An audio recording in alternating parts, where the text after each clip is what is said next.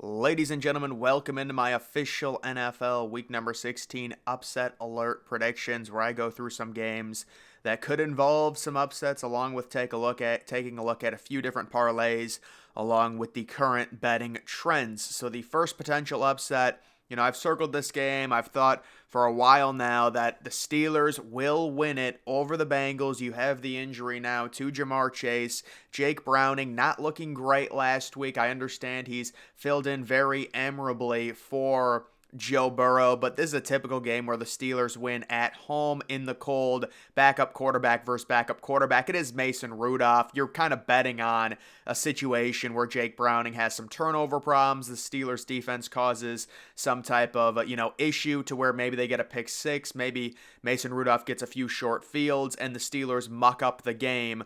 Even though the Bengals are sitting in a spot where, they could potentially make the playoffs, the Steelers very likely should lose out. Like, it would be in their best interest to, but knowing them, they'll probably win this game outright. I've got them winning, and I also really do like the under in that game as well. The next game, it is the Commanders traveling to take on the Jets on the road.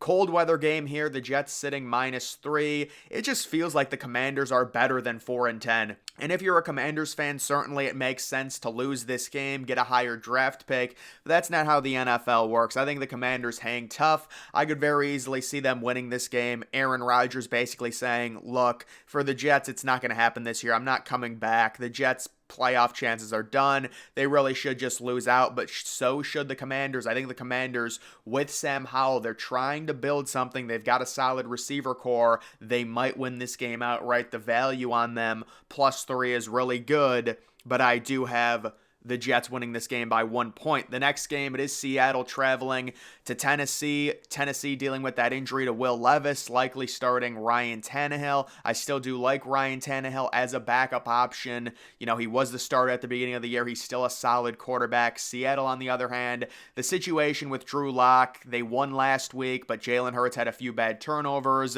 especially late in the, early in the fourth quarter in that game, kind of gave it away. Seattle now in a really bad spot here, traveling, changing time zones, short week. They're going to, after last week, the emotional win, sitting at 7-7, I think it's going to be a down game for them, and I do like Tennessee to win this game at home. Tennessee does have pretty good home field advantage. They will win this one. They're sitting +2.5. There's a little slight upset for you. AFC, NFC, just a bad matchup for Seattle. They do also have that question mark surrounding Geno Smith possibly coming back this week. If it is Drew Lock, even if it is Geno, I just don't have faith in the Seahawks in a spot like this where they're traveling cross country on a short week against a Tennessee team who still does have a very solid, capable backup QB if Will Levis is out. You can make an argument that Ryan Tannehill right now is probably better than Will Levis. Now, obviously, Will Levis is their future, so they're going to start him, and it makes sense. But if he is injured just for this game's sake, I could understand, possibly Ryan Tannehill being the veteran presence, having a better chance to beat a team like Seattle at home.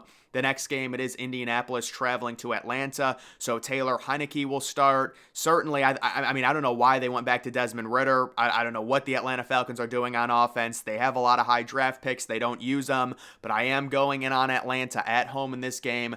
This feels like a game that Atlanta can win, taking on an Indianapolis team. People are high on Indy. They did just beat the Steelers at home and easily covered a 3-point spread there. Now they're road favorites by about 2.5. Give me the value on Atlanta with Desmond Ridder out of there. I think they're going to have a more capable offense and win that game. And then the last one, it is going to be Bill Belichick and the New England Patriots traveling to Denver. It's a Christmas miracle. This is the Christmas Eve night game at 8:20. The NFL cannot be happy about this. 3-11 versus 7-7. Not a very inspiring matchup.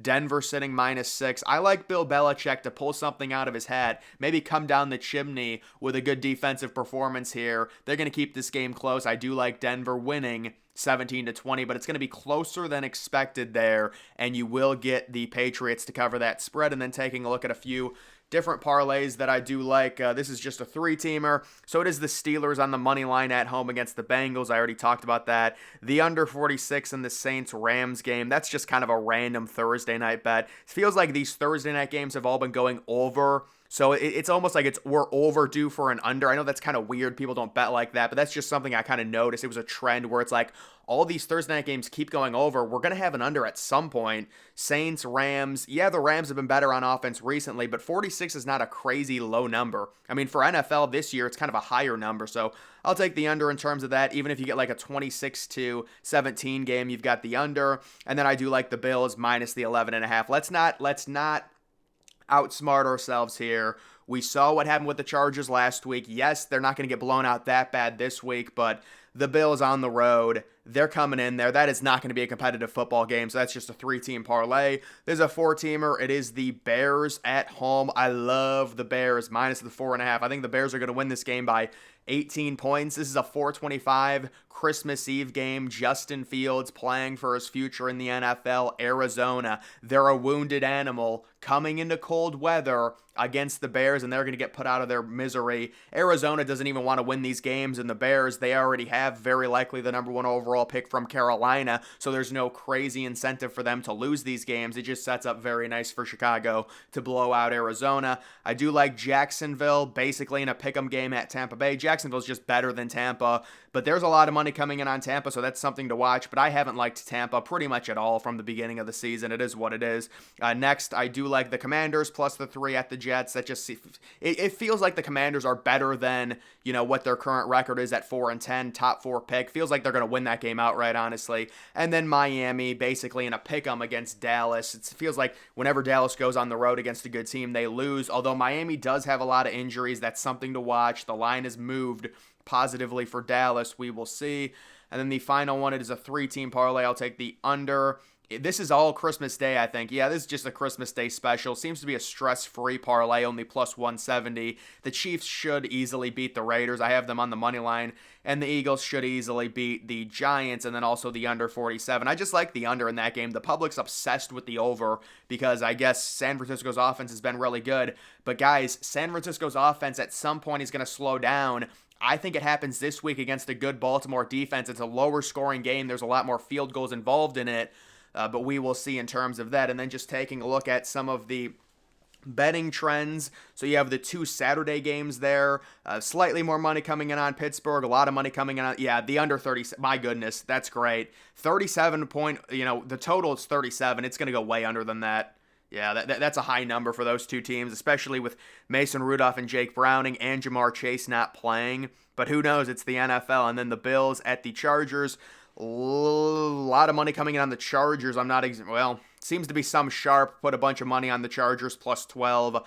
I would be very surprised. Well, I don't know, man. Easton Stick, I guess we'll see. It's just hard to, with the way the Chargers played last week, it's hard to pick them, but you can see a lot of money coming on the over 44. I like that. I like the over 44 in that game. Commanders, Jets, slightly more money coming in on the Jets. It's pretty even.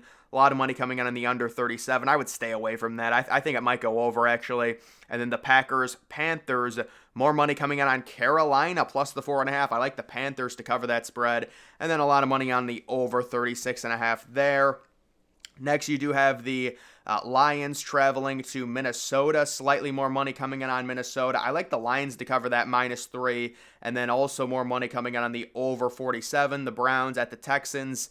You got Houston sitting plus 2.5. Unfortunately for them, CJ Stroud is officially out for this game. More money, though, coming in on Houston. I still do like the value. Case Keenum is a solid veteran backup. Also, a lot of money coming in on the over 40. You do have the Seahawks taking on the Tennessee Titans.